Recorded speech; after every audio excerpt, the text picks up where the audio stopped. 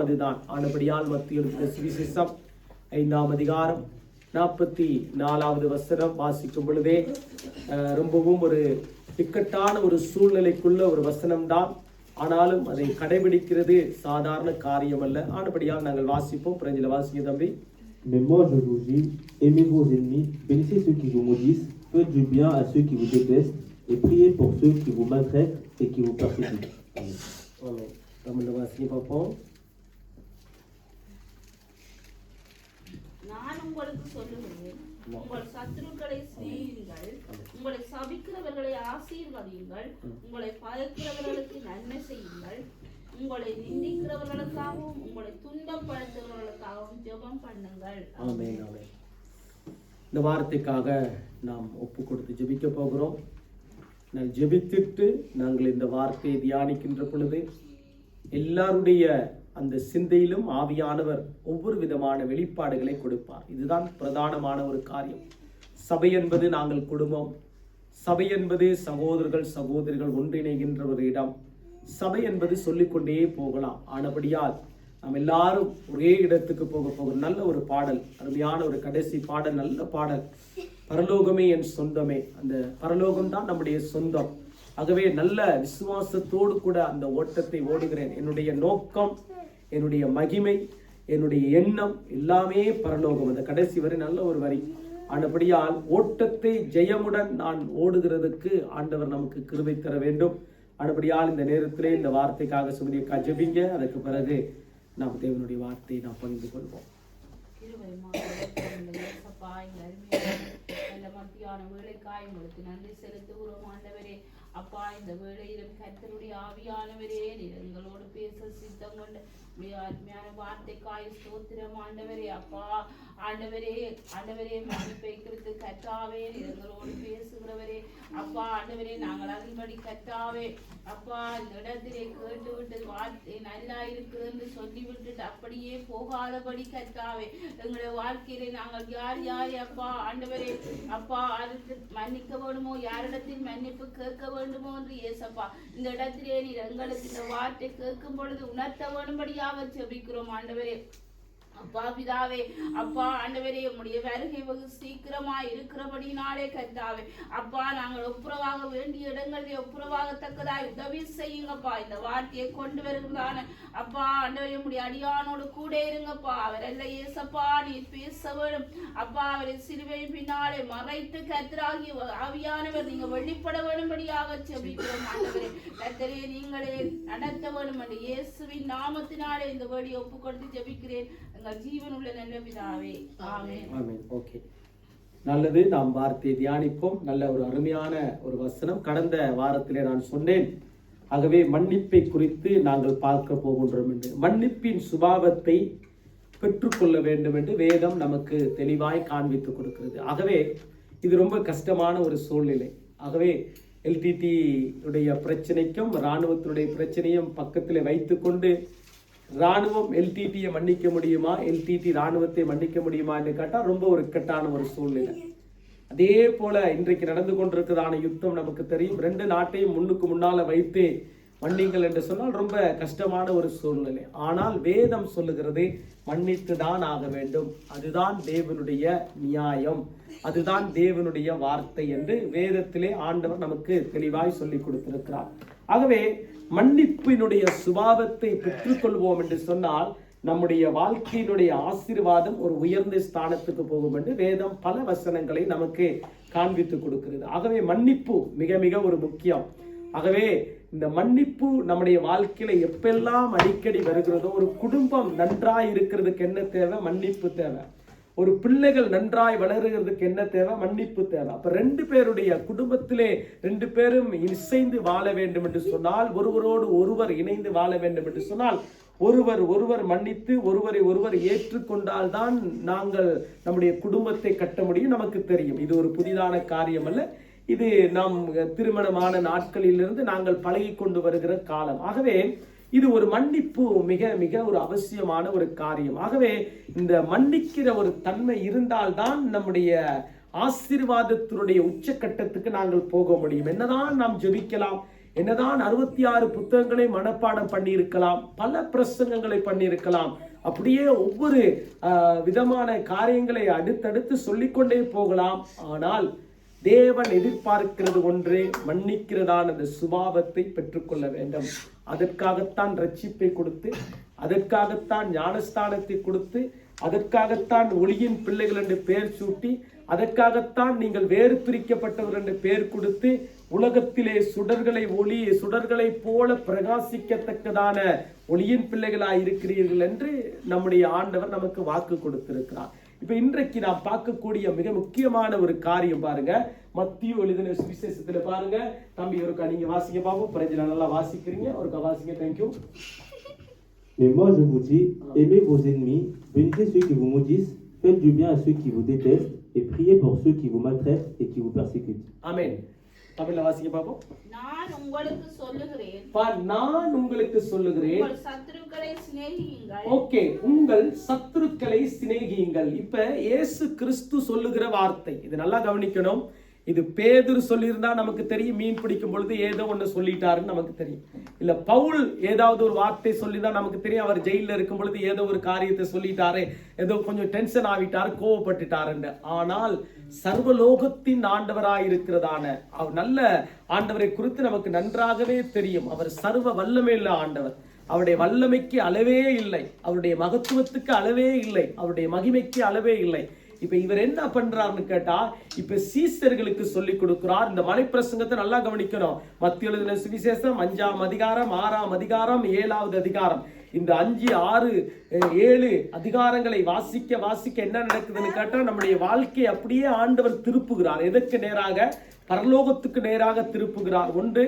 இரண்டாவது, நம்மை சரியாய் வாழுகிறதுக்கு நம்மை ஒப்பு கொடுக்கிறதுக்கு சொல்லி கொடுக்கிறார். அவருடைய உபதேசம் அதுதான் கிறிஸ்து இயேசுனுடைய உபதேசம். இந்த மத்திய எழுதின சுவிசேஷம் நமக்கு ஒரு அஸ்திவாரமாய் இருக்குது. மலைப்பிரசங்கம். இந்த மலைப்பிரசங்கத்துல இப்ப ஜனங்களை பார்த்து ஆண்டவர் சொல்லுகிற ஒரு காரியம் ஏனென்று கேட்டால், எல்லாரும் ஆசீர்வதிக்கப்பட வேண்டும், எல்லாருடைய வாழ்க்கையிலும் நன்மை பிறக்க வேண்டும், எல்லாருடைய வாழ்க்கையிலும் தேவ கிருபையை இழந்து போயிடக்கூடாது, தேவனுடைய இரக்கத்தை இழந்து போயிடக்கூடாது, அவர்கள் எப்பொழுதுமே தேவனுடைய பிள்ளைகளாய் இருக்க வேண்டும் என்று சொன்னால் தேவனுடைய சுபாவத்தை பெற்றுக்கொள்ள வேண்டும். அப்ப இயேசு கற்றுக் கொடுக்கிறார். கற்றுக் கொடுக்கும் பொழுது எப்படி கற்றுக் கொடுக்கிறார்? முதலாவது சொல்லும் பொழுது சொல்லுகிறார், நான் உங்களுக்கு சொல்லுகிறேன், உங்கள் சத்துருக்களை சிநேகியுங்கள். இப்ப நம்ம முன்பதாக சில நேரங்கள்ல நமக்கே தெரியாது நமக்கு எத்தனை சத்துருக்கள் இருக்கிறார்கள், நமக்கே தெரியாது நம்முடைய உள்ளத்துல எத்தனை பேர் மறைந்து இருக்கிறார்கள் என்று நமக்கு தெரியாது. இது மனிதனுடைய சுபாவம், இது மனிதனுடைய இயல்பு. ஆனால் அதற்கு ஆண்டவர் என்னத்தை கொடுத்திருக்கிறார்? கிருபையை கொடுத்திருக்கிறார், தயவை கொடுத்திருக்கிறார். ஏன்? இது மன்னிக்கிறதான இந்த சுபாவத்தை பெற்றுக்கொள்ள வேண்டும். ஆகவே இது ரொம்ப சாதாரணமான ஒரே நாளிலே நாங்கள் இதை செய்திட முடியாது, ஒரு மாதத்திலே இதை செய்திட முடியாது. பல வருஷங்கள் எடுக்கலாம், பல நாட்கள் எடுக்கலாம், பல மாதங்கள் எடுத்தால் பல மாதங்களுக்குரிய ஆசீர்வாதம் நமக்கு கிடைக்கும். பல வருஷங்கள் எடுத்தோம் என்று சொன்னால் பல வருஷத்துடைய ஆசீர்வாதம் தடையாகவே இருக்கும். அதற்குத்தான் ஆண்டவர் சொல்லுகிறார், நான் உங்களுக்கு சொல்லுகிறேன், உங்கள் சத்துருக்களை சிநேகியுங்கள், உங்களை சகிக்கிறவர்களை ஆசீர்வதியுங்கள். அடுத்தது சொல்லுகிறார், உங்களை பகைக்கிறவர்களுக்கு நன்மை செய்யுங்கள். இப்ப ஒரு சாதாரண காரியம் இல்லை, இதெல்லாம் மற்றவர்களை மன்னிக்க வேண்டும் என்கிறதான ஒரு பட்டியலுக்குள்ள வருகிறது. எல்லாரையும் நீங்கள் மன்னிக்க வேண்டும், யாருமே உங்களுக்கு விரோதியா இருந்திடக்கூடாது. உங்களுக்கு ஒரு விரோதி என்று சொன்னால் அது சத்துரு மாத்திரம்தான். ஆகவே உங்களுக்கு விரோதி என்று சொன்னால் பிசாசு மாத்திரம்தான். ஆகவே நீங்கள் சத்துருக்களை சிநேகிக்கிறவர்களாய் மாறிவிட வேண்டும். அடுத்தவர் சொல்லும் பொழுது சொல்லுகிறார் பாருங்க, நிந்திக்கிறவர்களுக்காகவும் உங்களை துன்பப்படுத்துறவர்களுக்காகவும் ஜெபம் பண்ணுங்கள் என்று சொல்லுகிறார். இப்ப இந்த வசனம் சாதாரண ஒரு காரியம் இல்லை. இந்த வசனத்தை நீங்க நல்லா எடுத்து ஒரு 10 தடவை நீங்கள் வாசித்து பார்க்க உங்களுக்குள்ளே ஒரு சிந்தை உண்டாகும், எல்லாருக்குள்ளேயும் ஒரு சிந்தை உண்டாகும். என்று கேட்டா, யார் எனக்கு சத்துரு, யார் என்னை பகைக்கிறார்கள், யார் என்னை நிந்திக்கிறார்கள், யார் என்னை அவமானப்படுத்துகிறார்கள், யார் என்னை குறை சொல்லுகிறார்கள், யார் என்னை தள்ளிவிடுகிறார்கள். இப்ப இவர்களுக்கு தான் ஆண்டவர் அருமையாய் சொல்லுகிற ஒரு காரியம் நான் தான் உங்களுக்கு சொல்றேன். ஆகவே என்னுடைய உபதேசத்தை நீங்கள் கொஞ்சம் கூர்ந்து கவனியுங்கள். ஏனென்றால் கிறிஸ்துவனுடைய அஸ்திவாரம் முதலாவது அன்பு, இரண்டாவது மன்னிப்பு. இது ரெண்டும் இல்லாமல் கிறிஸ்து வளர முடியாது. இது ரெண்டும் இல்லாமல் ஆவிக்குரிய வாழ்க்கையில உயர்வு கிடைக்காது. இது ரெண்டும் இல்லாமல் நீங்கள் என்னதான் வாழ்க்கையில செய்தாலும் ஒரு திருப்தியை பெற்றுக்கொள்ள முடியாது. திருப்தியை பெற்றுக்கொள்ள வேண்டும் என்று சொன்னால், தேவனுடைய அந்த வல்லமை எப்பொழுதும் உங்களோடு கூட இருக்க வேண்டும் என்று சொன்னால், இதை நீங்கள் ஃபாலோ பண்ணித்தான் ஆக வேண்டும், இதை நீங்கள் பின்பற்றி தான் ஆக வேண்டும். அதற்குத்தான் ஆண்டவர் தைரியமாய் சொல்லுகிறார் என்று கேட்டால், இந்த மலை பிரசங்கத்தை ஏற்கனவே இதுல பல வசனங்களை நான் பிரசங்கித்து இருக்கிறேன். ஆனால் இங்கே நான் என்னென்று கேட்டால், நமக்கு தெரியும் இந்த வெள்ளிக்கிழமை நாள் வரப்போகிறது. இன்னும் ஒரு 6 நாள்ல நமக்கு தெரியும் குட் ஃப்ரைடே வரப்போகிறது, பெரிய வெள்ளி வரப்போகிறது. இப்ப பெரிய வெள்ளியை குறித்து எல்லாருக்கும் என்ன ஒரு எண்ணம் இருக்கிறதே, இயேசு கிறிஸ்து அடிக்கிறதுக்கு ஒப்பு கொடுக்கப்பட்ட நாள், சிலுவையிலே அறையப்பட்ட ஒரு நாள், ஆகவே அவர் ரத்தம் சிந்தின ஒரு நாள். இது நமக்கு ஒரு தெரிந்த ஒரு ஒவ்வொரு வருஷங்களும் நாங்கள் இந்த குட் ஃப்ரைடே பெரிய வெள்ளிக்கிழமையிலே நாங்கள் அதை கொண்டாடி கொண்டே வருகிறோம். அது ஒரு நல்ல காரியம். ஆனால் ஆண்டவர் அதற்கு முன்பதாக சிலுவைக்கு போகிறதுக்கு முன்பதாக ஜனங்களுக்கு கற்றுக் கொடுக்கிறார், ஜனங்களுக்கு உபதேசிக்கிறார். இதுதான் உங்களுடைய வாழ்க்கையிலே தேவையான ஒரு காரியம். இப்ப பாருங்க, அவர் சொல்லும் பொழுது இப்ப பாருங்க, சத்துருக்களை சிநேகியுங்கள் என்று சொல்லும் பொழுது இது ஒரு சாதாரண ஒரு காரியம் இல்லை. இப்ப சத்ருவை நீங்க நேசிக்கத்தான் வேணும். பக்கத்து வீட்டுக்காரன் பாருங்க, எங்கட வீட்டுல இருக்குது, கீழ் வீட்டுல ஒரு ஒரு சகோதரி இருக்கிறத ரொம்ப கொஞ்சம் சத்தம் போட்டா ஈட்டர் அடிச்சு கொண்டே இருக்கும். அப்படியே அடின்னு அடிச்சு கொண்டே இருக்கும். பல நாட்கள் எங்களால முடியல. ஆனாலும் ஒரு நாள் வந்தது, நாங்கள் அவர்களுக்கு மன்னிக்கத்தான் வேண்டும். இந்த வார்த்தையை வாசிக்கும் பொழுது இந்த வார்த்தையை பிரசங்கிக்கணும். இந்த வார்த்தை குறித்து நான் பல தடவை பிரசங்கித்திருந்தாலும் கொஞ்சம் அந்த வார்த்தைக்கு அது சரியாக இருக்கிறதா என்று சோதித்து பார்க்கும் பொழுது அது ஒரு தடை. என்றைக்கு மன்னிக்கிறதுக்கு அந்த குணம் வந்ததோ அன்றைக்கு அந்த ஈட்டில் தட்ட வேண்டிய தட்டு இல்லாமல் பல கடிதம் வந்துச்சு. வீட்டை விட்டு போடுறதுக்கு பல கடிதங்கள் வந்துச்சு. மேரியிலிருந்து வந்துச்சு, எங்களுக்கு 3-4 கடிதங்கள் வந்துச்சு. எம்ஏசி சொசைட்டியிலிருந்து எங்களுக்கு கடிதம் வந்துச்சு. எத்தனையோ முறை வீட்டை விட்டு எழும்பியே தான் ஆக வேண்டும் என்று வந்துச்சு. ஆனால் என்றைக்கு நாங்கள் மன்னிக்கிறதான அந்த சகோதரியை மன்னிக்க வேண்டும் என்று ஒரு தீர்மானம் எடுத்தோமோ அன்றைக்கே அந்த ஈட்டர்ல தட்டுறதான அந்த தட்டு, ரேடியேட்டர்ல தட்டுறதான தட்டு இல்லாமல் போய்விட்டது. ஆகவே இது ஆண்டவர் நமக்கு கொடுக்கிறதான, ஆண்டவர் கொஞ்சம் டெஸ்ட் பண்ணி பார்ப்பார், கொஞ்சம் புடமிட்டு பார்ப்பார், எப்படி மன்னிக்க. பாருங்க, ஒரு சிலருடைய வாழ்க்கையில நாங்கள் பார்ப்போம் என்று சொன்னால் அடுத்த கட்டத்துக்கு நாங்கள் போவோம். நீங்கள் எடுத்து வாசிங்க தம்பி, அடுத்த அதிகாரத்துக்குள்ள போவோம். 51வது சங்கீதம் 4வது வசனம். இது நமக்கு தெரியும். 51:4 நல்லாவே தெரியும். இது நல்ல மனப்பாடம் உள்ளதான வசனம், நமக்கு தெரியும். சங்கீதக்காரனாகிய தாவீது ராஜா எழுதுகிறதான ஒரு காரியம் பாருங்க. 51:4 அவருக்கு வாசிங்க பாப்போம். 51:4. Lave-moi complètement de ma faute et purifie-moi de mon péché. தேவரீர் ஒருவருக்கே விரோதமாக நான் பாவம் செய்து, இப்ப தேவரீர் ஒருவருக்கு விரோதமாய் நான் பாவம் செய்தேன், உமது கண்களுக்கு முன்பாக பொல்லாங்கானதை நடப்பித்தேன். இப்ப உமது கண்களுக்கு முன்பதாக பொல்லாப்பானதை நடப்பித்தேன். நீர் பேசும்போது உம்முடைய நீதி விளங்கவும். ஆனா என்னன்னு கேட்டா, நீ பேசும் பொழுது உம்முடைய நீதி எனக்கு விளங்க வேண்டும். நீர் நியாயம் தீர்க்கும் போது உம்முடைய பரிசுத்தம் விளங்கவும். நீர் நியாயம் தீர்க்கும் பொழுது உம்முடைய பரிசுத்தம் விளங்க வேண்டும். இதை அறிக்கையிடுகிறேன். இப்ப யார் சொல்லுகிறார்? ராஜா சொல்லுகிறார். எந்த ராஜா சொல்லுகிறார்? தாவீது ராஜா சொல்லுகிறார். ஏன் என்று கேட்டால், இந்த பிரெஞ்சில தெரியும் நமக்கு ஒவ்வொரு சங்கீதங்களுக்கும் அதுல மேலே போட்டிருக்கும், அதே போல தமிழ்லையும் போட்டிருக்குது இதுக்கு எதற்காக எழுதப்பட்டது. அப்ப நமக்கு தெரியும் தாவீது ராஜா பெரிய ஒரு உபத்திரவம் செஞ்ச, ஒரு அக்கிரமம் செஞ்சதான அந்த சூழ்நிலையில, ஆகவே மனம் திரும்புறதுக்கு ஏதுவான ஒரு சங்கீதம் எழுதப்படுகிறது.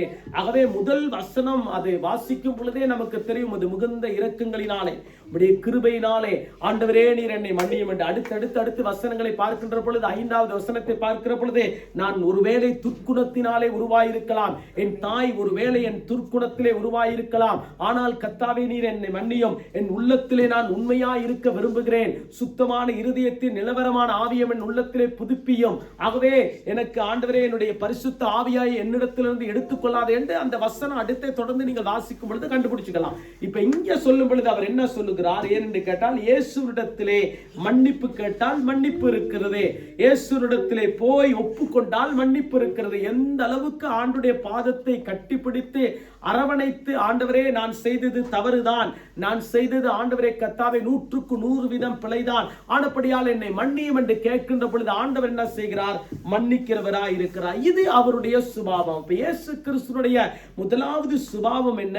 அவர் மன்னிக்கிறவராய் இருக்கிறார். இது எந்த தெய்வத்திலையும் கற்றுக்கொள்ள முடியாது, எந்த எந்த பிரஜாதி மக்களிடத்தில். ஏன்னா மற்றவர்கள் யாருமே மன்னிக்கத்தக்கதான ஒரு சுபாவத்தை பெற்றவர் என்று சொல்ல முடியாது. இப்ப இயேசு சர்வலோகத்தையும் படைத்தவர் நமக்கு தெரியும், பூமிக்கு வந்தவர் நமக்கு தெரியும். இதெல்லாம் நம்ம அடிக்கடி கேட்கிற ஒரு உபதேசம், அடிக்கடி கேட்கிற ஒரு பிரசங்கம். ஆனால் இங்கே சங்கீதக்காரன் கொஞ்சம் பாருங்க, அவன் தெளிவாய் சொல்லுகிறார், தேவரீர் ஒருவருக்கு விரோதமாக நான் பாவம் செய்து. நல்ல அவனுடைய வாழ்க்கையில் என்ன பண்றான்னு கேட்டா, தன்னை ஒப்பு கொடுக்கிறான், தன்னை அர்ப்பணிக்கிறான். அப்படியே ஆண்டவரே நான் பாவம் செய்துட்டேன், இப்படியாப்பட்ட ஒரு காரியத்துக்குள்ள நான் விழுந்துட்டேன் ஆண்டவரே, நான் பாருங்க அவன் சொல்லுகிறான், பாவம் செய்தேன் உமது கண்களுக்கு முன்பதாக. ஏனென்று கேட்டால் எல்லாருடைய கண்களையும் அடைத்திடலாம். நமக்கு தெரியும், மனைவியோட கண்கள் அடைத்திடலாம், கணவனுடைய கண்கள், பிள்ளைகளுடைய கண்கள், பிள்ளைகள் நம்முடைய கண்கள் அடைச்சிடும். பாருங்க சில நேரங்களில் பிள்ளைகள் தப்பு பண்ணிட்டு நம்முடைய கண் அப்படியே மறைச்சிருங்க, நான் அதை செய்யலை இது செய்யலை அப்படியே சொல்லுவாங்க. ஊர்ல சொல்லுவாங்க, அடே சோத்துல அப்படியே முழு பூசணிக்காய் மறைச்சிட்டான்டான்ட்டு. சோத்துல எப்படி பூசணிக்காய் மறைக்க முடியும்? மறைக்கத்தான் முடியுமா? அப்படின்னா அது பெரிய 4-5 கிலோ போட்டு கொட்டினாதான் அந்த பூசணிக்காய் மறைக்க முடியும். ஊர்ல உள்ள பூசணிக்காய், இங்க இருக்கிறதுக்கு சின்ன சின்னது வெட்டி வெட்டி வச்சிருக்காங்க. ஊர்ல பெருசு, ஊர்ல ரொம்ப பெருசு. ஆனபடியால் அந்த அந்த பூசணிக்காக சோத்துல போட்டு மறைச்சிட்டான்னு சொல்லுவாங்க ஊர்ல.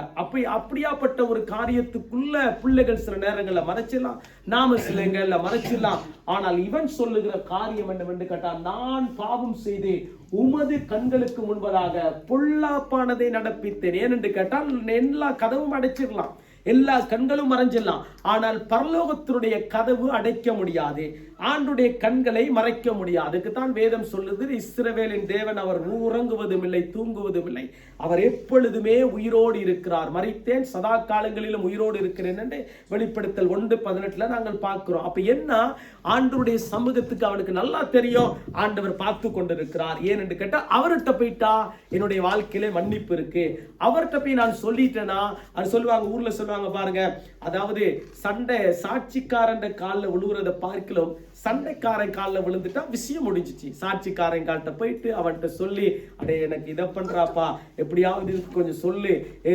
எப்படியாவது என்னை காப்பாத்தி விடுன்னு அவனை கெஞ்சிறத பார்க்கலாம். சண்டைக்காரன் கால்கிட்ட போயாச்சு நேரடியா, இதோ நான் உனக்கு விரோதமாய் நான் இந்த மாதிரி தப்பு பண்ணிட்டேன், தவறு பண்ணிட்டேன், நீ ரெண்டு மண்ணி மட்டும் டிரெக்டா டீலிங் முடிச்சு.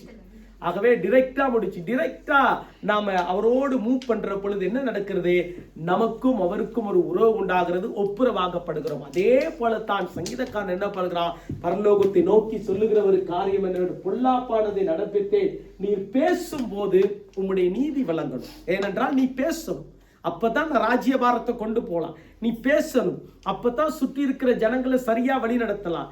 இல்லாவிட்டால், நீ பேசுற ஒரு நீதி இல்லாவிட்டால் நான் எப்படி நடத்த முடியும்? நீ பேசணும்னா என்ன செய்யணும், என்ன நீ மன்னிக்கிறோம், நீ உம்முடைய வார்த்தையின் மூலமாய் நீர் எனக்கு பேச வேண்டும் என்று சொன்னால், நீர் என்னை 100% மன்னித்தீர் என்கிறதான அந்த ஒரு திட்டத்துக்குள்ள, அந்த ஒரு காரியத்துக்குள்ள நான் வந்துடணும். இல்லாவிட்டால் ஆண்டவரே என்னால முடியாது. அதுக்கு தான் அவர் சொல்லுகிறார் பாருங்க, நீர் பேசும்போது உம்முடைய நீதி விளங்கவும், நீ நியாயம் தீர்க்கும் போது உம்முடைய பரிசுத்தம் விளங்கவும். ஏனென்று கேட்டால் 2 காரியத்தை சொல்லுகிறார், ஒன்று நீதி விளங்கணும், 2வது பரிசுத்தம் விளங்கணும். இது 2 உம்மிடத்தில் இருக்கிறது. ஆண்டவரே நான் உமக்கு விரோதமாய் நான் பாவம் செய்து விட்டேன். இப்ப இது ஆண்டவரிடத்தில் கேட்கும் பொழுது ஆண்டவர் மன்னித்தார், அவரை பெரிய ஆளாக்குனா நமக்கு நன்றா தெரியும். இப்ப அடுத்து ஒரு காரியத்தை, ஆண்டுடைய காரியத்தை பார்க்கும் பொழுது பாருங்க, எபிரேயர் நிருபம் 1ஆம் அதிகாரம் 3வது வசனத்தை டக்குனு ஒரு வாசிக்க 1:3வது வசனத்தை, எபிரேயர் நிருபம் 1:3 டக்குனு கொடுங்க.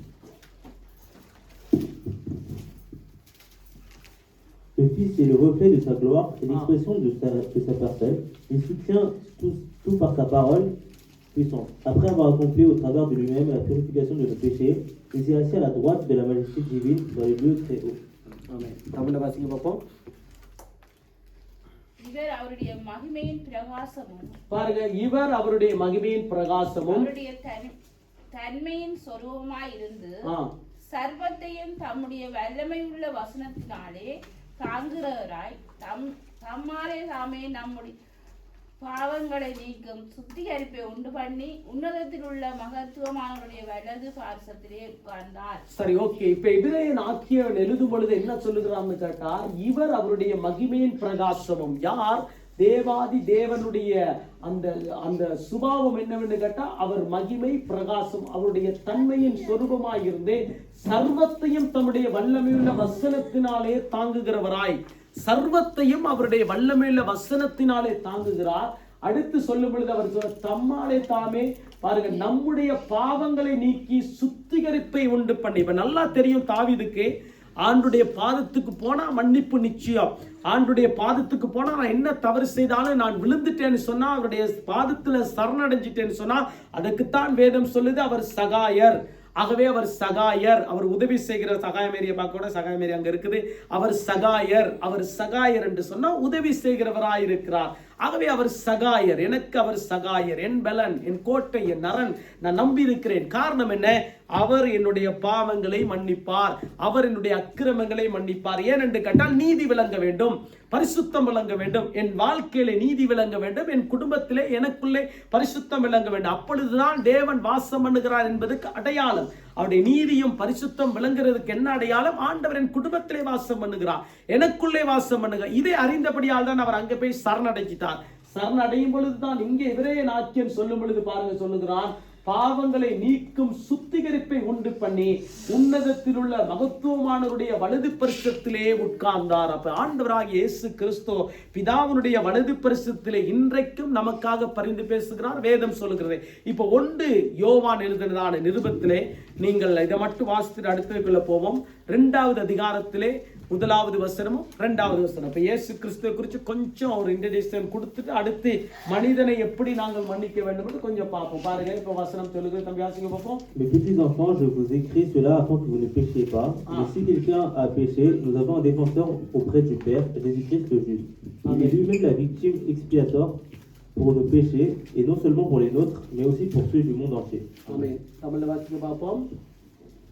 பாருங்க, என் பிள்ளைகளே, நீங்கள் பாவம் செய்யாதபடிக்கு, பாருங்க, நீங்கள் பாவம் செய்யாதபடிக்கு இவைகளை உங்களுக்கு எழுதுகிறேன். இப்ப யோவான் எழுதும் பொழுது எழுதுகிறார். எங்க இருக்கிறார்? காவல்ல இருக்கிறார். இவரு நமக்கு தெரியும், யோவான் ரொம்ப கஷ்டப்பட்டு வெளிப்படுத்தல் விசேஷத்தை எழுதினார். அவரு அப்படியே ஒரு பத்மி தீவுக்கு கொண்டு போகப்பட்டார். அவருக்கு சாப்பாட்டு வசதியில கல் உடைக்கிற வேலையில இருட்டுல கல் உடைக்கணும், அவருடைய சரித்திரம் சொல்லுது.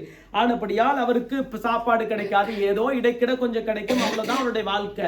ஆனா அந்த சூழ்நிலையில என்ன பண்றாருன்னு கேட்டா, அவர் சொல்லும் பொழுது சொல்லுகிறார், என் பிள்ளைகளே, நீங்கள் பாவம் செய்யாதபடிக்கு இவைகளை உங்களுக்கு எழுதுகிறேன். ஏனென்று கேட்டால் யோவானுடைய சம்பவத்தை நீங்கள் பார்ப்பீர்கள் என்று சொன்னால், யோவான் 1 யோவான் நிருபம், 2 யோவான், 3 யோவான், இதெல்லாம் வெளிப்படுத்தல், இதெல்லாம் பார்க்கும் பொழுது என்ன சொல்வார்? நான் கண்டதும், நான் கேட்டதும், நான் தொட்டதும் அவரை குறித்து தான் நான் பேசுகிறேன். என்ன அவர் சொல்லுகிறார்? இயேசு கிறிஸ்துவினுடைய அன்பான சீசனா இருக்கும் பொழுது அவர் சொல்லுகிற காரியம் என்ன? இயேசுவை நான் தொட்டு பார்த்திருக்கிறேன், இயேசு பேசினதை நான் கேட்டிருக்கிறேன், அவருடைய வல்லமையை கண்கூடாய் நான் பார்த்திருக்கேன். ஆகவே தான் அங்க பேதுரும் யோவானும் என்ன பண்றாங்க? தேவாலயத்துக்கு முன்பதாக இருக்கிறதான பிச்சை கேட்டுக் கொண்டிருக்கிறதான 40 வருஷம் சப்பானியா இருக்கிறவன் என்ன சொல்றான்? வெள்ளியும் பொன்னும் எங்களிடத்தில் இல்லை, ஆனால் ஒன்று இருக்கிறது, இயேசுவின் நாமம் இருக்கிறது, அதனால நீ எழுந்து நடன்னு சொன்னா உடனடியா நடந்தான். ஏன் என்று கேட்டா அவங்களுக்கு தெரியும், இயேசுவை தொட்டிருக்கிறார்கள், இயேசுவோடு சாப்பிட்டு இருக்கிறார்கள், இயேசுவோடு பிரயாணம் பண்ணி இருக்கிறார்கள், ஊழியம் செய்து. அப்ப 100க்கு 100% இயேசுடைய சுபாவத்தை அவர்கள் பெற்றிருக்கிறார்கள், இயேசுடைய சுபாவத்தை அறிந்திருக்கிறார்கள். ஆகவே தான் அவர் சொல்லிக் கொடுக்கிறார் அந்த ஜனங்களுக்கு. சபைக்கு எழுதும் பொழுது, அந்த நிருபத்தை எழுதும் பொழுது சொல்லுகிறார், என் பிள்ளைகளே, நீங்கள் பாவம் செய்யாதபடிக்கு இவைகளை உங்களுக்கு எழுதுகிறேன். ஒருவன் பாவம் செய்வானானால் நீதிபரராய் இருக்கிற இயேசு கிறிஸ்து நமக்காக பிதாவினிடத்திலே பரிந்து பேசுகிறவராய் இருக்க. நல்லா கவனிக்கணும். இப்ப பிதாவுடைய வலது பரிசுத்திலே இயேசு கிறிஸ்து இருக்கிறார். இயேசு கிறிஸ்து இருந்து நமக்காக பரிந்து பேசுகிறவராய் இருக்கிறார், நமக்காக பரிந்து பேசுகிறவராய். நல்லா நம்முடைய பலவீனத்துக்காக, நம்முடைய கேள்விக்காக, நம்முடைய காரியங்களுக்காக எப்படி பூமிக்கு வந்தார், அதே போல இன்றைக்கும் அவர் பரிந்து பேசிக்கொண்டே இருக்கிறார். ஏனென்று கேட்டால், நாங்கள் பாவம் செய்யாதபடிக்கு நாங்கள் பரிசுத்தமானாய் வாழ வேண்டும், உத்தமமாய் வாழ வேண்டும். ஆகவே இது நம்முடைய வாழ்க்கைக்கு முக்கியமானது என்பதை ஆண்டவர் காண்பித்து கொடுக்கிறார். இப்ப 2வது காரியத்துக்கு நாங்க போகிறோம். இப்ப இது நமக்கு தெளிவு வந்துட்டு நான் கேட்டா, இயேசு கிறிஸ்துவினுடைய பாவங்களை மன்னித்தார், அவருடைய இரத்தத்தினாலே நான் கழுவப்பட்டிருக்கிறேன். ஆகவே இதுல எந்த விதமான மாற்று கருத்தும் இல்லை. ஆகவே தான் எனக்கு சந்தோஷம் இருக்கிறது, சமாதானம் இருக்கிறது, நான் ரட்சிப்பை காத்து கொண்டிருக்கிறேன். ஆகவே தான் நான் ஆண்டவரை ஆராதிக்கிறதுக்கு எப்பொழுதுமே ஆவியானுடைய வல்லமை எனக்கு இருக்கிறது. ஆகவே அந்த ஆவியானுடைய வல்லமை இருந்தால் என்ன அடையாளமா இருக்கிறது? நான் பாவத்திலிருந்து விடுதலையாக்கப்பட்டிருக்கிறேன். இதுல சந்தேகம் இல்லை. இயேசு கிறிஸ்து இரத்தத்தினாலே கழுவப்பட்டிருக்கிறோம். இப்ப யார் மன்னித்தார்? நம்மை ஆண்டவர் இயேசு மன்னித்தார். இப்ப இரண்டாவது ஆண்டவர் சொல்லிக் கொடுக்கிற காரியம் நல்லா கவனித்து பார்க்க வேண்டும். இப்பொழுது மன்னிக்கிறதான இந்த சுபாவத்தை ஆண்டவர் நமக்கு தந்திருக்கிறார். யாரை மன்னிக்க வேண்டும்? சத்துருக்களை மன்னிக்க வேண்டும், துன்பப்படுத்துறவர்களை மன்னிக்க வேண்டும், நமக்கு நிந்திக்கிறவர்களை மன்னிக்க. இதைத்தான் 5:44 மத்திய எழுதின சுவிசேஷம் பாருங்க. இன்றைக்கு ஒரு சிலருடைய வாழ்க்கையில கணவனை கடைசி வரை நான் மன்னிக்கவே மாட்டேன், மனைவியை கடைசி வரை நான் மன்னிக்கவே மாட்டேன், பிள்ளைகளையா நான் மன்னிக்கவே மாட்டேன். அது எனக்கு விருப்பமில்லாத ஒருத்தரை கல்யாணம் முடிச்சிருச்சு, எனக்கு விருப்பமில்லாத ஒரு ஆளை முடிச்சுட்டு ஆனபடியால் பிள்ளைகளை நான் மன்னிக்க மாட்டேன் அப்படின்னு சொல்லுறோட கூட்டம் கணக்கு இருக்கு, நமக்கு தெரியும். இதெல்லாம் ஊர்ல நமக்கு இங்க அப்படி வராது. ஏன்னா இங்க பிரெஞ்சுக்காரண்ட கலாச்சாரம் வித்தியாசமானது. ஆகவே ஊர்ல நமக்கு தெரியும் நல்லாவே, ஒரு மகள் அல்லது மகன் தான் விரும்பாத ஒருத்தரை கட்டிட்டு சொன்னா கடைசி வரை வீட்டிலே சேர்க்க மாட்டார்கள், நமக்கு தெரியும். ஆனால் இப்ப அப்படி கிடையாது.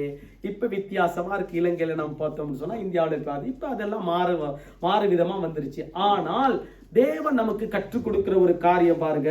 நீங்கள் ஆதியாகம புத்தகத்துல 41வது அதிகாரத்துல 51, 52, ஆதியாகமம் 41, 51வது வசனம், 52வது வசனம். நல்லா அடுத்து வாசிங்க பார்ப்போம்.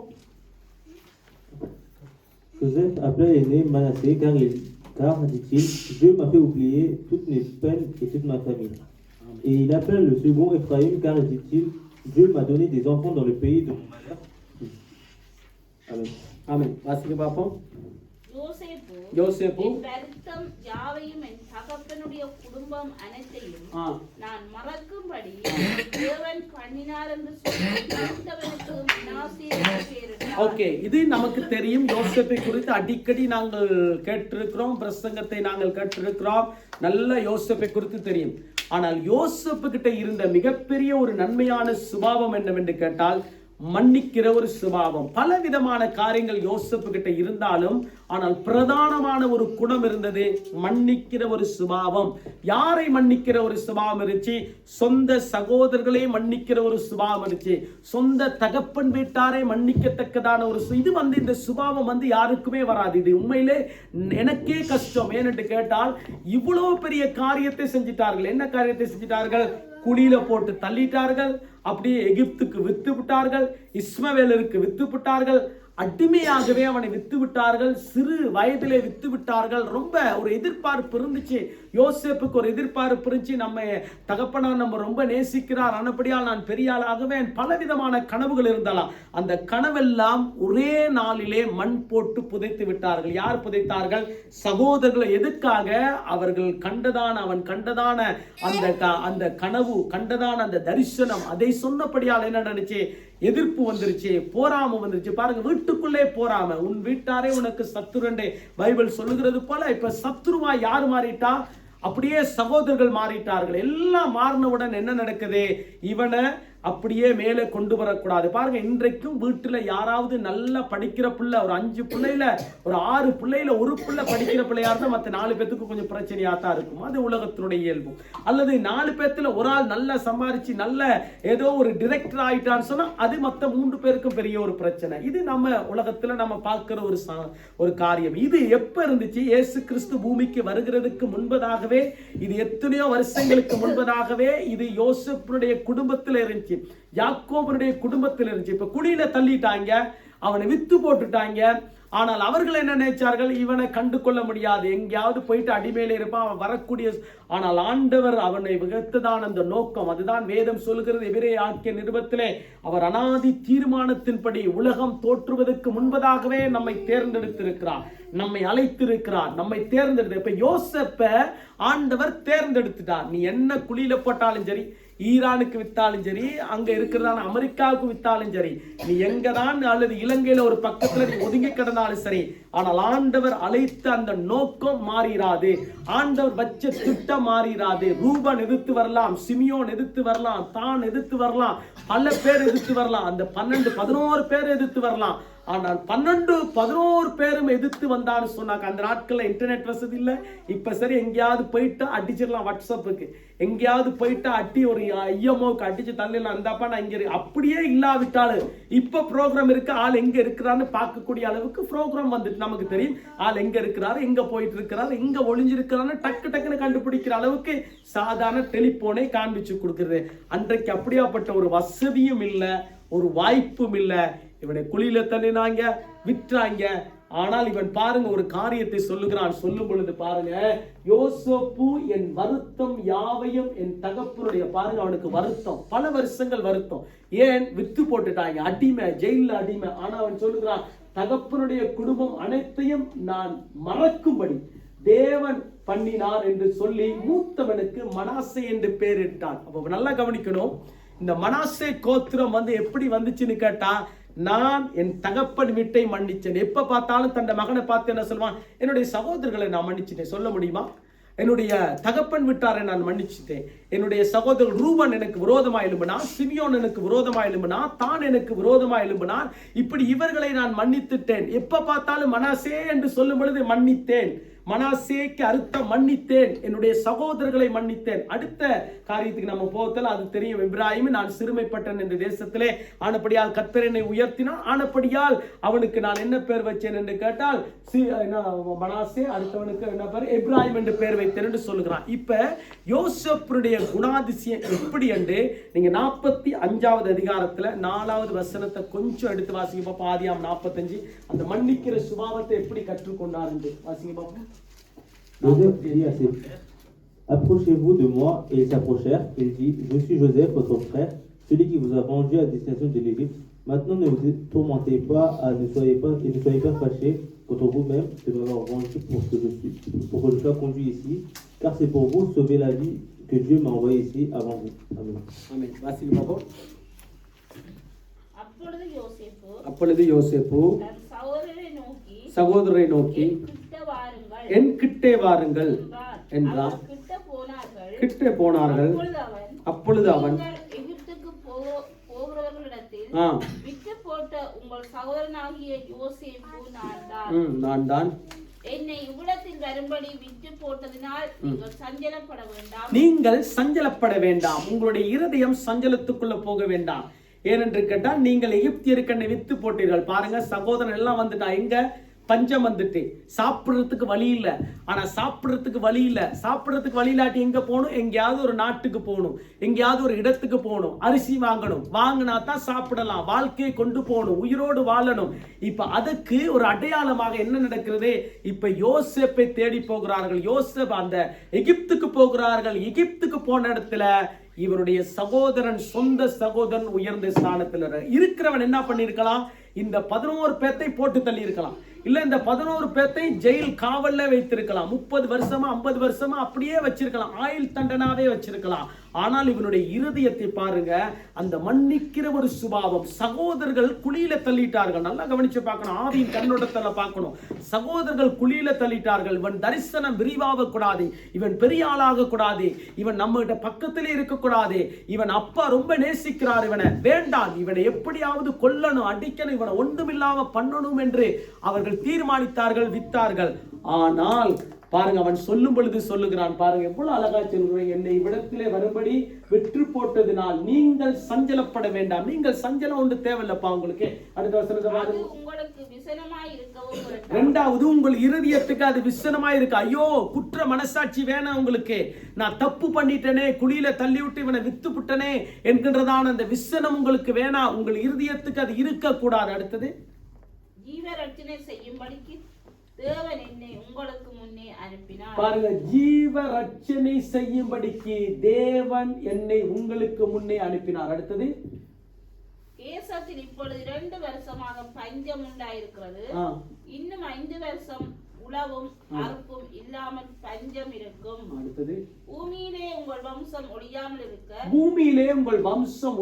இருக்க உங்களை ஆதரிக்கிறதுக்காகவும் பெரிய ரட்சிப்பினால் உங்களை உயிரோடு காப்பாற்றுவதற்காகவும் பாருங்க, பெரிய ரட்சிப்பினாலே உங்களை உயிரோடு காப்பாற்றுகிறதுக்காகவும் தேவன் என்னை உங்களுக்கு முன்னமே அனுப்பினார். இப்ப பாருங்க, தேவன் உங்களுக்கு முன்னே அனுப்பினார். ஏனென்று கேட்டால் நீங்கள் பாதுகாக்கப்பட வேண்டும், நீங்கள் உயிர் தப்பி பிழைக்க வேண்டும், நீங்கள் நன்றாய் இருக்க வேண்டும் என்று ஆண்டவர் ஏற்கனவே திட்டத்தை வைத்திருந்தார், ஏற்கனவே அந்த நோக்கத்தை வைத்திருந்தார்.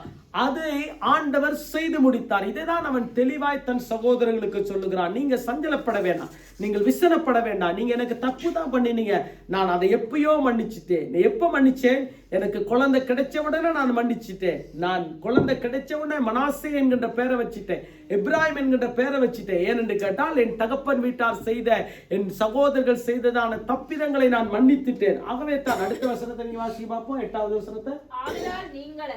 ஆதலால் நீங்கள் அல்ல, தேவனே என்னை இவ்விடத்துக்கு அனுப்பி, தேவனே என்னை இவ்விடத்துக்கு அனுப்பி என்னை பார்வோனுக்கு தகப்பனாகவும், பாருங்க, என்னை பார்வோனுக்கு தகப்பனாகவும், குடும்பம் அனைத்துக்கும் கர்த்தனாகவும், பாருங்க, குடும்பம் அனைத்துக்கும் கர்த்தனாகவும், எகிப்து தேசம் முழுதுக்கும் அதிபதியாகவும் வைத்தார். சரி, எகிப்து தேசம் முழுவதுக்கும் அதிபதியாக வைத்தார். இப்ப யோசேப்பினுடைய சம்பவம் தெரியும். இப்ப யோசேப்பிட்ட பல காரியங்கள் நமக்கு தெரியும். விசேஷ ஞானம் இருந்துச்சு, காரிய சித்த உள்ளவனாய் இருந்தான், பாவத்தை விட்டு விலகி போனா, இதெல்லாம் நமக்கு தெரியும். ஆனால் அவன்கிட்ட மிக முக்கியமான ஒரு காரியம் இருந்துச்சு, மன்னிக்கிறதான அந்த சுபாவம், தன் சகோதரர்களை ஏற்றுக்கொள்ளுகிறதான ஒரு சுபாவம். தப்பு பண்ணார்கள் தான், அவர்களுடைய வாழ்க்கையில் அநேக தப்புக்கள் அவனை அப்படியே குழியில போட்டு புதைக்கிற அளவுக்கு தான் வந்தார்கள். உயிரோடு வைக்க கூடாது, மட்டம் தட்டி வாழ வேண்டும் என்று தான் நினைத்தார்கள். ஆனால் இவன் அவர்களை பார்த்து சொல்ல, இதுதான் மத்திய எழுதின சுவிசேஷம் 5ஆம் அதிகாரம் 44 இயேசு சொல்லிக் கொடுக்கிறார். சத்துருக்களை சிநேகிங்கள், உங்களை நிந்திக்கிறவர்களுக்காக, உங்களை துன்பப்படுத்துறவர்களுக்காக நீங்கள் ஜெபியுங்கள். இது ஒரு சாதாரண ஒரு காரியம் இல்லை. ஆகவே தான் இயேசு கிறிஸ்துக்கு அடையாளமாக யோசேப்புவை காண்பித்து கொடுக்கிறது பழைய ஏற்பாட்டில். அப்ப யோசேப்பு இயேசு கிறிஸ்துடைய தன்மைக்கு அடையாளமாக, சுபாவத்துக்கு அடையாளமாக ஆண்டவர் அப்படியே ஒரு வளைவிறக்கத்தை காண்பித்து கொடுக்கிறார். இது முக்கியமான ஒரு காரியம். இப்ப யோசேப்புடைய வாழ்க்கையில இருந்த ஒரு சுபாவம் என்ன? மன்னிக்கிற ஒரு சுபாவம். யாரை மன்னிக்கிற சுபாவம்? குடும்பத்தை மன்னிக்கிற சுபாவம், சகோதரர்களை மன்னிக்கிற சுபாவம், ஆகவே தகப்பன் வீட்டாரை மன்னிக்கிற ஒரு சுபாவம். இந்த சுபாவம் வந்துருச்சுன்னு சொன்னா, இந்த சுபாவம் இருந்தபடியால் தான் இவன் என்ன பண்ணிச்சு? எகிப்து தேசத்துக்கு அதிபதியாவனான். எகிப்து தேசத்துல கல்யாணம் முடிச்சான், 2 பிள்ளைகள் பெற்றார்கள். ஆகவே இவனுடைய வாழ்க்கை இன்றைக்கும் நாங்கள் பிரசங்கிக்கிறோம். மறைத்து போய்விட்டான் யோசேப்பு பல வருஷம், ஆனால் இன்றைக்கும் அந்த வசனம் பேசிக் கொண்டிருக்கிறது. காரணம் என்ன? மன்னிக்கிற ஒரு சுபாவம் உள்ளதான ஒரு மனிதன். ஆகவே எல்லாவற்றையும் பேசிவிட்டு நான் மன்னித்துட்டேன் என்று சொல்லவில்லை. கண்டது பாருங்க, ஒரு சிலர் கண்டது கடியெல்லாம் பேசிடுவார்கள், வாயில வந்ததெல்லாம் பேசி பேசி பேசி பேசி பேசுவார்கள். திரும்ப அவர்களுக்கு நன்றாய் தெரியும், இது பேசினால் இது ஆபத்து, இது பேசினால் மனம் உடைந்து போயிடும், இது பேசினால் இவர்களுடைய மனம் கோணி போயிடும். ஆனால் ஆசீர்வாதம் தடையாயிருக்கிறதே, இதுக்கு ஆசீர்வாதத்துக்குடைய காரியத்தை நாம் பெற்றுக்கொள்ள முடியாது என்று தெரிந்து பேசுவார்கள். ஆனால் பேசி அதுக்கு பிறகு மன்னிப்பு கேட்டு பிரயோஜனம் இல்லை. ஆனால் யோசேப்பு என்ன பண்றான்னு கேட்டா, நான் இவர்களை மன்னிக்கிறேன். ஏன் என்று கேட்டால் அவனுடைய நீங்க யோசேப்புடைய அந்த வசனங்களை வாசித்து பாருங்க. எங்கேயாவது ஒரு இடத்துல சகோதரர்கள் அப்படி பண்ணார்கள், இப்படி பண்ணுகிறான்னு ரொம்ப விளக்கு உரை கொடுக்கல. அவன் அப்படியே சொல்லுகிறான், எனக்கு இது பண்ணார்கள், ஆகவே அவர்களை மன்னித்து. அதுக்காக நீங்கள் விசனப்பட வேண்டாம், அதுக்காக நீங்க சஞ்சலப்பட வேண்டாம். இது யோசேப்புடைய இருந்ததான பிரதான ஒரு குணம். ஆகவே அடுத்த பாருங்க, யோவான் ஸ்தேவானுடைய சம்பவத்தை நமக்கு தெரியும். அப்போஸ்தலர் நடவடிக்கை 7ஆம் அதிகாரம் முழுவதையும் வீட்டில் போய் வாசிங்கள். அடிக்கடி நாங்கள் பார்த்திருக்கோம். ஸ்தேவானுகிட்ட ஒரு குணாதிசயம் இருந்துச்சு. இவர் என்ன பண்றாரு? இந்த 7ஆம் அதிகாரம் 60வது வசனத்துக்கு வரும்பொழுது என்ன பண்றாரு கேட்டா, எல்லாரும் கல்லெறிஞ்சிட்டாங்க. எல்லாரும் கல்லெறிந்து கொலை செய்கின்ற பொழுது அவன் என்ன பண்றான்னு கேட்டா, பரிசுத்த ஆவியினால் 57வது வசனம் சொல்லுகிறதே, 7ஆம் அதிகாரம் அப்போஸ்தலர் 7ஆம் அதிகாரம் 57 சொல்கிறார், அவர் பரிசுத்த ஆவியினாலே நிறைந்து வானத்தை அண்ணாந்து பார்க்கிறார். அண்ணாந்து பார்க்கும் பொழுது என்ன நடக்கிறது? பிதாவாகிய தேவனுக்கு முன்பதாக இயேசு கிறிஸ்து தன் வலது பரிசுத்தில் இருக்கிறார். நிற்கும் பொழுது கல்லெறிகிறார்கள். கல்லெறிந்து அவன் கொலை செய்ய சாக போகிறதான அந்த நொடி நேரத்தில் ஒரு காரியத்தை சொல்றான். என்னன்னு கேட்டா, பிதாவே இவர்கள் மேல் இந்த குற்றத்தை சுமத்தாதிருப்பீராக. 60வது வசனம், இவர்கள் மேல் இந்த குற்றத்தை சுமத்தாதிருப்ப. இயேசு கிறிஸ்து 7 வார்த்தையில ஒரு முதலாவது வார்த்தை சொல்ல, பிதாவே இவர்கள் அறியாமல் செய்கிறார்கள், இவர்களை மன்னியும் என்று சொல்லுகிறது போல 2வது மனுஷன் அந்த சுபாவத்துக்கு வருகிறார் என்று கேட்டா, இந்த ஸ்தேவான் அந்த முழு ஜனத்தையும் மன்னிக்கிறான். கல்லெறிகிறார்கள், சாக போறான், ஒரு நிமிஷத்துல அவன் உயிர் போக போகுது, அடுத்த நொடியில உயிர் போக பொழுதே அந்த நேரத்தில் பரலோகத்தை நோக்கி பார்த்து சொல்லுகிற ஒரு காரியம், இவர்கள் மேல் இந்த குற்றத்தை சுமத்தாதிருப்பீராக. நமக்கு ஏதாவது ஒரு மனுஷன் ஒரு காரியத்தை செஞ்சுட்டா நாம சும்மா இருப்போமா? சும்மா இருக்கத்தான் முடியுமா நம்மளால? யாராவது ஏதாவது வீட்டிலே ஏதாவது ஒரு காரியத்தை பண்ணிட்டா சும்மா இருக்க முடியுமா நம்மளால? சும்மா இருக்குதான் பார்ப்போமே, முடியுமா? ஒரு காலமும் முடியாது. ஆனால் ஸ்தேவான் முழு ஜனங்களும் கல்லெறிகிறார். முழுமையா இந்த ஜனங்கள் எல்லாரும் ஒன்று சேர்ந்து கல்லை அப்படியே கொண்டு வந்து தலையில போடுறாங்க, அங்கங்க போடுறாங்க. அந்த நேரத்தில் அவனுடைய இருதயம் எப்படியா இருக்க வேண்டும்? சில நேரங்களில் சாபமான வார்த்தையை சொல்லக்கூடிய அளவுக்கு இருந்த பொழுதுதான் இவன் மத்திய 5:44 இயேசு கிறிஸ்து சொன்ன வார்த்தை ஞாபகத்துக்கு வருகிறது. ஆகவே தான் இவன் சொல்லுகிறான், ஆண்டவரே இவர்கள் மேல் இந்த குற்றத்தை சுமத்தாதிருப்பீராக என்று வேதம் தெளிவாய். நேரம் போகுது, அடுத்த காரியத்துக்குள்ள போவோம். எபேசியர் நிறுவம் 4ஆம் அதிகாரத்திலே 30 to 32 வரை வாசிங்க பார்ப்போம். எபேசியர் 4, 30, 31, 32 வாசிங்க பார்ப்போம். Que toute amertume, toute fureur, toute colère, tout éclat de voix, toute calomnie et toute forme de méchanceté disparaissent du milieu de vous. Soyez bons et pleins de compassion les uns envers les autres. Pardonnez-vous réciproquement comme Dieu nous a pardonné en Christ. Amen. Amen. அன்றியும் நீங்கள் மீட்கப்படும் நாளுக்கென்று பெற்ற தேவனுடைய பரிசுத்த ஆவியை துக்கப்படுத்தாதிருங்கள். இப்ப இங்க எபேசியர்ல பவுல் சொல்லும் பொழுது அந்த சபைக்கு சொல்லுகிறார், நீங்கள் பரிசுத்த ஆவியானவரை பெற்றிருக்கிறீர்கள், அதுதான் உங்களுக்கு ஒரு முத்திரை, அதுதான் உங்களுக்கு அடையாளம். உங்கள் ஆவிக்குரிய வாழ்க்கைக்கு பிரதானமானது ஒன்று பரிசுத்த ஆவியானவர். பரிசுத்த ஆவியானவரை நீங்கள் பெற்றிருக்கிறபடியால் உங்களுக்கு தெரியும் பரிசுத்த ஆவியானவர் உங்களுக்குள்ளே வந்தால் என்ன செய்வார் என்று. பரிசுத்த ஆவியானவர் உங்களுக்குள்ளே இருந்தால் எப்படி இருப்பீர்கள் என்று தெரியும். ஆனபடியால் நீங்கள் என்ன முத்திரையாக பெற்ற தேவனுடைய பரிசுத்த ஆவியை துக்கப்படுத்தாதிருங்கள். அடுத்தது பாருங்க, சகலவிதமான கசப்பும், அடுத்து கோபமும், மூர்க்கமும், கூக்குரலும், தூசணமும், மற்ற எந்த துக்குணமும் உங்களை விட்டு நீங்க கடவுள். இது நமக்கு தெரிஞ்ச ஒரு சமயம். கேட்டா பரிசுத்த ஆவியானவர் வந்தோடனே இதெல்லாம் நின்று போயிடணும், இதெல்லாம் இருக்கக்கூடாது. இப்ப பாருங்க, இந்த ஒவ்வொரு காரியத்தை அவர் சொல்லிக் கொடுக்கிறார். ஏதாவது கோபம் இருக்கக்கூடாது, கசப்பு இருக்கக்கூடாது, முறுக்கம் இருக்கக்கூடாது, கூக்குரல் இருக்கக்கூடாது, தூசணம் இருக்கக்கூடாது, இதெல்லாம் துர்க்குணம் இருக்கக்கூடாது. ஏனென்று கேட்டால் பரிசுத்த ஆவியானவர் இருந்தால் இது இருக்கக்கூடாது. அப்படி இருந்தால் நீங்கள் ஆண்டுடைய சன்னிதானத்தில் போயிட்டு கிருபையை கேட்டு அதை விலக்கிக் கொள்ளுங்க. இது பிரதானமானது. ஏனென்று கேட்டால் நீங்க மீட்கப்பட்ட நாளுக்கென்று முத்திரையாக இடப்பட்டிருக்கிறீர்கள், பரிசுத்த ஆவியானவரை பெற்றிருக்க. இப்பதான் அடுத்த காரியத்துக்கு வருகிறார். அடுத்த வாசிங்க பார்ப்போம்.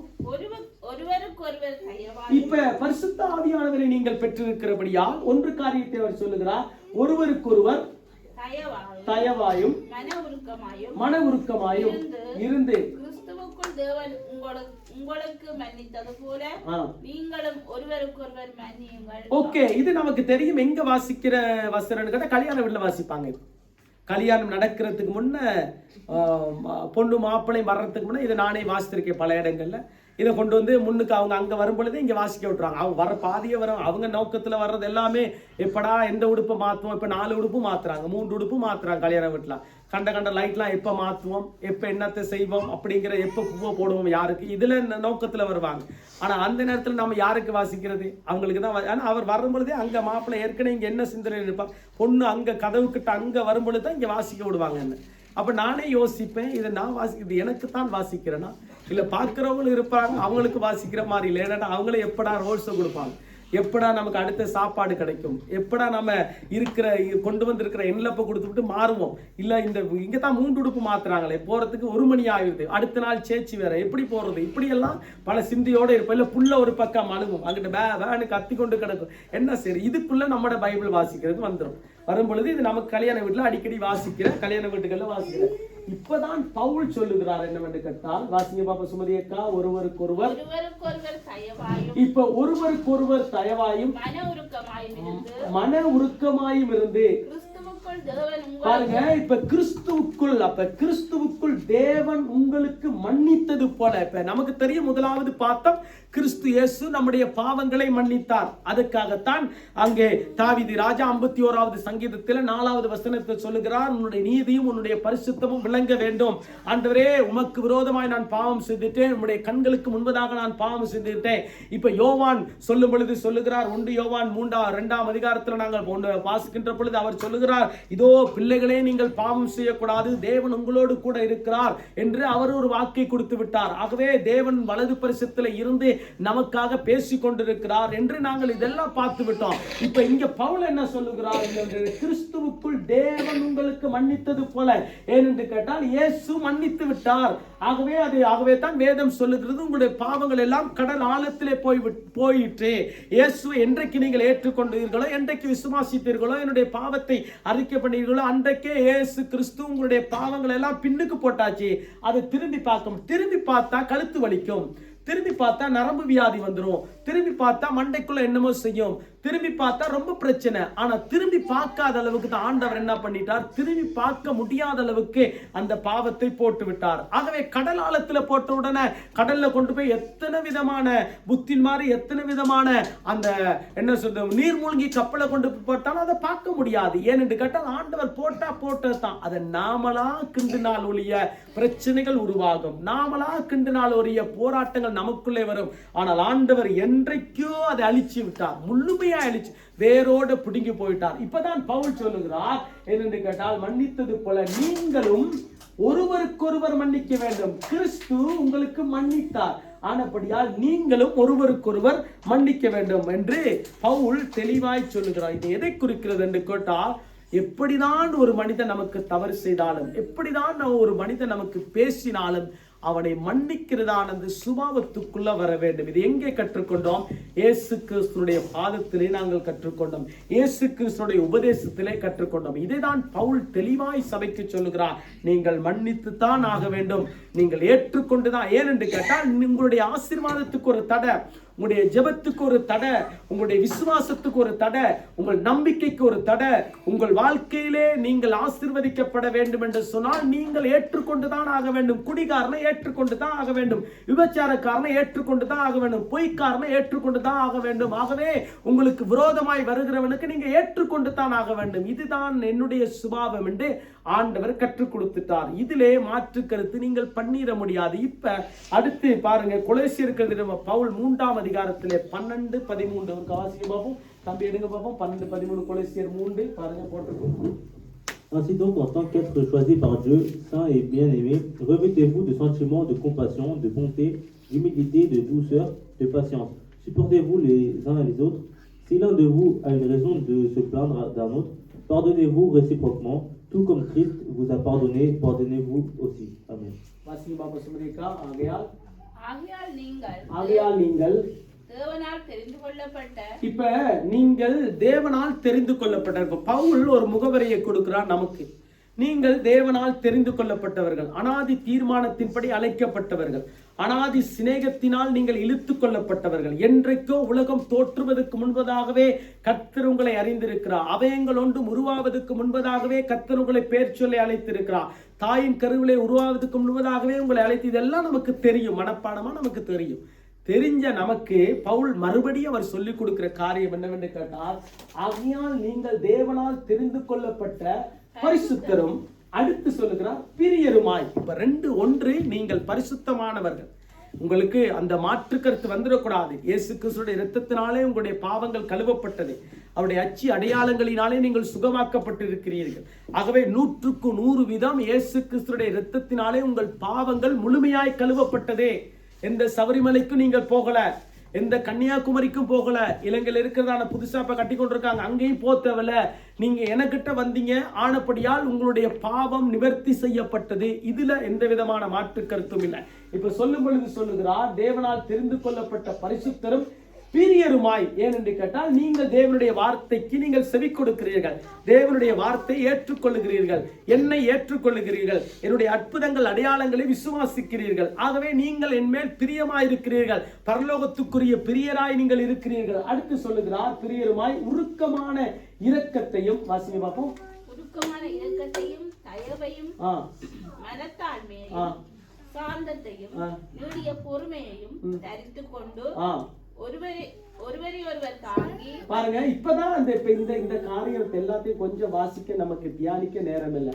உருக்கம் இருக்கலாம், இரக்கம் இருக்கலாம், மனத்தாழ்மை இருக்கலாம். அந்த பிரச்சனை ரொம்ப மோசமானது. அந்த நீடிய பொறுமைக்கு முன்னுக்கு இதுலயும் வருது, இதுல ஆவியின் கனியிலையும் வருது, இது 86வது சங்கீதத்திலையும் வருது. இப்ப பேதுரும் எழுதும் பொழுது நற்குணம் என்கிறதான 7 காரியத்துல அதுலயும் இருக்குது. இப்ப சாந்தத்தையும் நீடிய பொறுமையை தரித்து கொண்டு, இப்ப யார் தரித்து கொண்டிருக்கிறார்? பரிசுத்தமுள்ள சந்ததி. ஆகவே தேவனுக்கு பிரியமுள்ளவர்கள் பரிசுத்த சந்ததிக்கு. இப்படிதான் வேதத்தை வாசிக்கணும். ரொம்ப கண்டபடி காலையில எழுப்பி கடகடன்னு வாசித்தக்கூடாது டெலிபோன்ல. இப்ப வேதத்தை வாசிக்கும் பொழுது நல்லா வாசிக்கணும். ரைட்டு, நான் பரிசுத்த சந்ததி, ஓகே, நான் பரிசுத்த சந்ததியா இருக்கிறேன் என்று சொன்னால், ஆகவே நான் வேறு பிரிக்கப்பட்டவன் என்றால் ஆண்டவருக்கு பிரியமான மனுஷன். அப்ப பிரியமான மனுஷன் என்ன நடக்கிறது? இப்ப தேவனால் தெரிந்து கொள்ளப்பட்டிருக்கிற நான் எப்படியாப்பட்டவனா இருக்கிறேன்? உருக்கமான இரக்கத்தையும் தயவையும் மனத்தாழ்மை சாந்தத்தை நீடிய பொறுமையும் தரித்து கொண்டேன். இப்ப தரித்து கொண்டு எத்தனை தரித்து கொண்டிருக்கணும்? வீட்டுல போய் அலசி ஆராய்ஞ்சு பாருங்க. அடுத்த வசனத்துக்கு வாங்க பாப்போம். நீங்க இப்ப என்ன பண்றாரு? நீங்கள் ஒருவர் தாங்கி, இப்ப ஒருவர் பேரிலே ஒருவருக்கு குறைபாடு உண்டானால், கணவனுக்கு குறை உண்டானால், மனைவிக்கு குறை உண்டானால், பிள்ளைகளுக்கு பெற்றோருக்கு குறை உண்டானால், வேலை செய்யற இடத்துல குறை உண்டானால், படிக்கிற இடத்துல குறை உண்டானால், இதெல்லாம் நாம லிஸ்ட்ல போட்டுக்கணும். இதெல்லாம் ஊர்ல இருக்கிறதான டெலிபோன் நிமித்தம் நமக்கு ஒரு பிரச்சனை வந்துட்டு, சகோதரர்கள் நிமித்தம் நமக்கு ஒரு கோபம் வந்துட்டு, இல்லது மாமா மாமி நிமித்தம் நமக்கு ஒரு குறை உண்டாயிருக்கு, அல்லது ஏதோ ஒரு குறை இருக்குது, இல்லாமல் சொல்லவே முடியாது. ஆனபடியால் என்ன பண்றாரு? இப்ப பவுல் சொல்லும் பொழுது ஒருவருக்கொருவர் குறைபாடு உண்டானால், குறை இருக்கிறது, எல்லா மனுஷர்கிட்டையும் குறை இருக்கிறது. எந்த மனுஷனும் பரிபூர்ணமானவன் அல்ல, எல்லா மனுஷனும் குறைவுள்ள மனுஷன். ஆனால் அந்த குறைவுகளை நிறைவாக்குகிறதுக்கு ஒரு வழி இருக்கிறது. இந்த நான் சொல்லித்தான் என்று சொல்லுகிறார். வாசிங்க பாப்போம். கிறிஸ்து உங்களுக்கு மன்னித்தது போல, பாருங்க, கிறிஸ்து உங்களுக்கு மன்னித்தது போல ஒருவருக்கொருவர் மன்னியுங்கள். இப்ப ஒருவருக்கொருவர் மன்னியுங்கள். அப்ப ஒருவருக்கொருவர் மன்னியுங்கள் என்று பவுல் தெளிவா அதை தான் நாங்கள் எபேசியர் 4ஆம் அதிகாரம் 31, 32, 30 இருந்தே பார்த்து கொண்டு வந்தோம். இங்கே கொலோசியர் 3ஆம் அதிகாரம் 12, 13 அதற்குரிய தெரிவித்து, இப்ப இயேசு நம்ம அந்த காரியத்தை நமக்கு கடைசியாய் கற்றுக் கொடுத்து நமக்கு முடிக்க போகிறார். மாட்கள் சுவிசேஷம் 11ஆம் அதிகாரம் 24வது வசனத்தை நீங்க கொஞ்சம் வாசிப்பீங்க என்று சொன்னா அவர் காண்பித்து கொடுக்கிறார். பாருங்க, மாட்கள் சுவிசேஷம் 11ஆம் அதிகாரம் 24. தம்பி வாசிக்க பார்ப்போம்.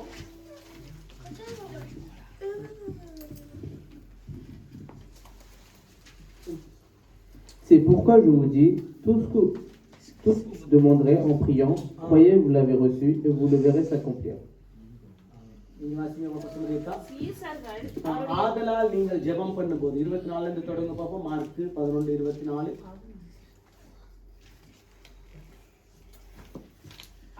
ஆதலால்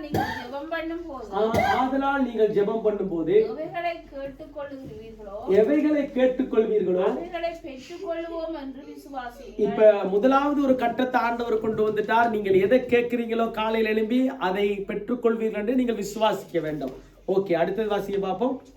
அப்பொழுது அவைகள் உங்களுக்கு உண்டாகும் என்று சொல்லுகிறேன். அப்பொழுது அவைகள் உங்களுக்கு உண்டாகும் என்று நான் சொல்லுகிறேன் என்று இயேசு சொல்லுகிறார். அடுத்த வசனம் 25.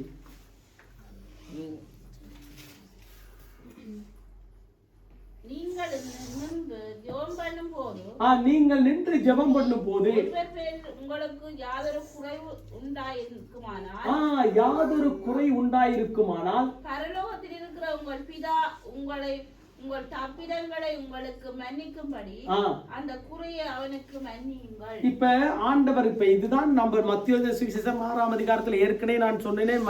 அவர் அந்த ஜெபத்தை குறித்து அவர் சொல்லும் பொழுது எப்படி சொன்னார் என்று. ஆகப்படியால் இங்கேயும் ஆண்டவர் என்ன சொல்றாருன்னு கேட்டா, இப்ப நீங்க விசுவாசிங்க, நீங்க எதை கேட்டுக்கொள்றீங்களோ அதை நான் உங்களுக்கு தருவேன். அதுல மாற்று கருத்து கிடையாது. நீங்கள் எதை கேட்கிறீர்களோ அதை நான் உங்களுக்கு தருவேன். ஆனால் 2வது காரியத்தை அவர் சொல்லும் பொழுது சொல்றார், நீங்கள் நின்று ஜெபம் பண்ணும் போது ஒருவர் பேரிலே உங்களுக்கு யாதொரு குறை உண்டாயிருக்குமானால் பரலோகத்தில் இருக்கிற உங்கள் பிதா உங்கள் தப்பிதங்களை உங்களுக்கு மன்னிக்கும்படி அதை குறையாய் அவனுக்கு குறையாய் மன்னியுங்கள். அடுத்த வருஷத்தை வாசிக்க போப்போம். 26 கப்படுங்க போவோம். நீங்கள் மன்னியாதிருப்பீர்களா? இப்பதான் முக்கியமான காரியத்துக்கு வந்திருக்கிறார். நீங்கள் மன்னியாதிருப்பீர்களானால் பரலோகத்தில் இருக்கிற உங்கள் பிதாவும், இப்ப பாருங்க, இப்ப பரலோகத்தில் இருக்கிறதான உங்கள் பிதாவும் உங்கள் தப்பிதங்களை மன்னியாதிருப்பார். உங்கள் தப்பிதங்களை மன்னியாதிருப்பார். இந்த அதிகாரத்தை வீட்டுல போய் வாசிங்க பாப்போம். மாட்கள் சுவிசேஷம் 11ஆம் அதிகாரத்துல இப்ப ஆண்டவர் நம்முடைய ஜெபம் கேட்கப்பட வேண்டும் என்று சொன்னால், விசுவாசம் உள்ளதான சந்ததியா இருக்க வேண்டும் என்று சொன்னால், பரிசுத்த சந்ததியா இருக்க வேண்டும் என்று சொன்னால், இப்ப ஆண்டவருக்கு பிரியமான சந்ததியா இருக்க வேண்டும் என்று சொன்னால், அவருடைய சுபாவத்தை நமக்கு தந்து விட்டார். அந்த சுபாவம் என்ன சுபாவம்? மற்றவர்களை மன்னிக்கிறதான சுபாவம், மற்றவர்களை ஏற்றுக்கொள்ளுகிறதான சுபாவம். இப்ப நமக்கு தெரியும், இப்ப நம்ம ஜெபிக்க போகிறோம். ஒரு 5 நிமிஷத்துல 2-3 நிமிஷத்துல நாம் ஜெபித்து முடிக்க போறோம். இப்ப நமக்கு தெரியும், நம்முடைய கண்களுக்கு முன்பதாக நமக்கு விரும்பினவர்களுக்கு நாம ஜெபிப்போம். விருப்பம் இல்லாதவர்களுக்கு நமக்கு ஜெபிக்கிறதுக்கு வார்த்தையே வராது. ஆனால் ஆண்டவர் சொல்லுகிறார், நீங்கள் அவர்களுக்கு தான் ஜெபிக்க வேண்டும். யார் உங்களை துன்பப்படுத்துகிறார்களோ, யார் உங்களை நிந்திக்கிறார்களோ அவர்களுக்கு தான் நீங்கள் ஜெபிக்க வேண்டும். ஆகவே ஜெபித்தால் தான் என்ன பண்ணுது? உங்களுடைய ஜெபம் கேட்கப்படும். உங்களுடைய ஜெபத்துக்கு வலிமை இருக்கிறது, உங்கள் ஜெபத்துக்கு அதிகாரம் இருக்கிறது. உங்கள் ஜெபம் அற்புதம் செய்யும், உங்கள் ஜெபம் அதிசயம் செய்யும். இந்த அற்புதத்துக்கும் அடையாளத்துக்கும் இந்த ஆசீர்வாதத்துக்கு என்ன தடையா இருக்கிறது? மற்றவர்களை ஏற்றுக்கொள்ள முடியாமல் இருக்கிறது, மற்றவர்களை மன்னிக்க முடியாத அந்த சுபாவம் வரமாட்டேங்குது. அப்ப என்ன நடக்கிறது? ஜெபம் கூரைக்கு மேலே போகிறதுக்கு தடையா தான் இருக்கும். ஜெபம் பரலோகத்தை கிட்டி சேர முடியாது. ஆகவே அந்த என்ன அடைச்சிட்டு, கூரை அடைச்சிட்டு. அப்ப கூரைக்கு மேலே போக வேண்டும் என்று சொன்னால், வானம் அவர் சிங்காசனம், பூமியுடைய பாதப்படியிலே இருக்கிறார் என்று சொல்லுகிறது போல, பாதத்திலிருந்து நாங்கள் ஜெபிக்கும் பொழுது அவருடைய சிங்காசனத்துக்கு போக வேண்டும் என்று சொன்னால், அவர் சொன்னதான் இந்த வார்த்தைக்கு கஷ்டம் தான், ரொம்ப கஷ்டம். ஒரே நாள்ல முடியாது. இன்றைக்கே இவர் மன்னினா எப்படி கணவன் எப்படி மன்னிக்க முடியும்? பல விதமான ஆள், பல விதமான ரொம்ப காரியத்தை செஞ்சு விட்டார். எப்படி மனைவி ரொம்ப மோசமான ஆள், நம்மளுக்கு ரொம்ப ரொம்ப ரொம்ப காரியங்கள்லாம் பழசெல்லாம் நாம எப்படி அதெல்லாம் மண்டைக்குள்ள இன்னும் இருக்கிறது. எப்பயோ நடந்த 5 வருஷத்துக்கு முன்னெல்லாம் அங்கங்க இருக்குது. என்ன பண்றது? ரொம்ப கஷ்டமா இருக்கிறது. எப்ப பார்த்தாலும் ஒரு பொருள் எடுக்கும் பொழுதே கொஞ்சம் கோபம் வருது. இதுதான் ஆளண்டு.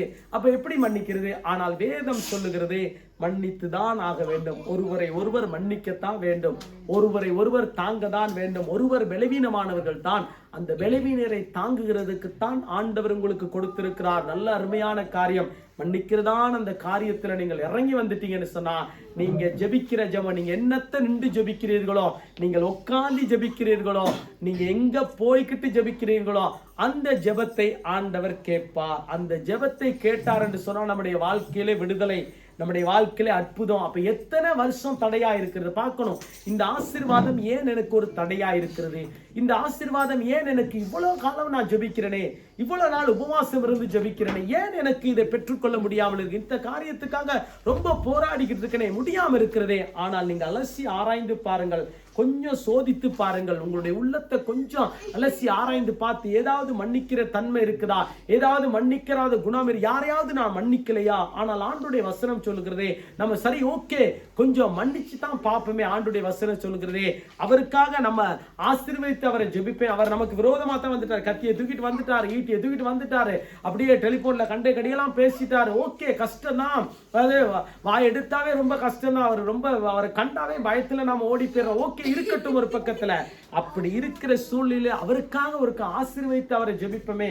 உதாரணத்துக்கு யாரோ ஒரு பேரை சொல்லி, தம்பி ஜெயசாந்த் முன்னுக்கு இருக்கார், சிறில் முன்னுக்கு இருக்கார், ஓகே அவர்களுக்காக வேலை நான் சொல்லுகிறேன். சரி தப்பு பண்ணிட்டா ஓகே இருக்கட்டும், அவர்களுக்காக நான் ஜெபிக்கிறேன் என்று கண்ணை மூடி ஜெபித்து அவர்களை ஆசீர்வதித்து ஜெபிக்கும் பொழுது நான் நினைக்கிறேன் அடுத்த வாரமே அதனுடைய ஆசீர்வாதம் ரிலீஸ் ஆகி கர்த்தர் உங்களுக்கு தருவார். எது கிடைக்காமல் இருக்கிறதோ, பல வருஷங்கள், பல மாதங்கள், பல வாரங்கள் ஜெபித்து கிடைக்காது, அந்த ஒரு வாரத்துல அந்த டெலிபோன்ல இருந்து வரும் மெசேஜ், இந்த காரியம் உங்களுக்கு சந்திக்கப்பட்டுருச்சு, போஸ்ட் பாக்ஸ்ல அப்படியே போய் பாருங்க, உங்களுக்கு அந்த காரியம் சந்திக்கப்பட்டிருக்கும். எங்க அரசாங்கத்தினாலே சில தடைகள் இருக்கிறதோ அந்த தடைகள் உடைக்கப்படும். ஏன்?